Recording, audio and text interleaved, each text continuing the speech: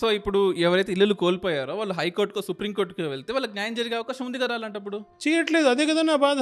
2 నెలలుగా హైడ్రా దాని యాక్టివిటీ చేయబడుతోంది. ఏ ఇల్లు కూల్చడం మీద వచ్చింది? పర్మిషన్స్ లేకుండా ఉన్నవి మాత్రమే కూల్చండి. వీళ్ళేం చేస్తున్నారు? పర్మిషన్స్ ఉన్నా కూలుస్తున్నారు. How can they do so? కూల్చొచ్చు. ఎప్పుడు ఆ పర్మిషన్స్ తీసుకుని అక్కడ తెలియకుండా ఇల్లు కట్టుకున్న వాళ్ళకి ఆల్టర్నేటివ్ గా మీరు అబౌట్ ప్రొవైడ్ చేసిన తర్వాత, నివాసాలు ప్రొవైడ్ చేసిన తర్వాత కూల్చండి. అర్బన్ ఫ్లడ్డింగ్ రాకుండా ఉండాలంటే ఖచ్చితంగా చెరువుల్ని పరిరక్షణ జరగాల్సిందే.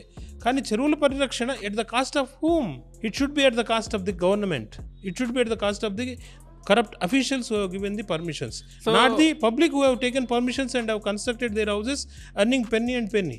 No. ఐఏఎస్ ఆఫీసర్స్ కి లేదా ఇప్పుడు హైడ్రా చీఫ్ అయిన ఐపీఎస్ ఆఫీసర్స్ కి ఎంపతి లేదంటారా? లేదు. రంగనాథ్ గారికి సూటి ప్రశ్న నాది. అయ్యా, పైసా కూడబెట్టుకుని ఇల్లు కట్టుకున్న అభాగ్యుల్ని మీరెందుకు దాడి చేస్తున్నారు? వాళ్ళు బలహీనురేనా?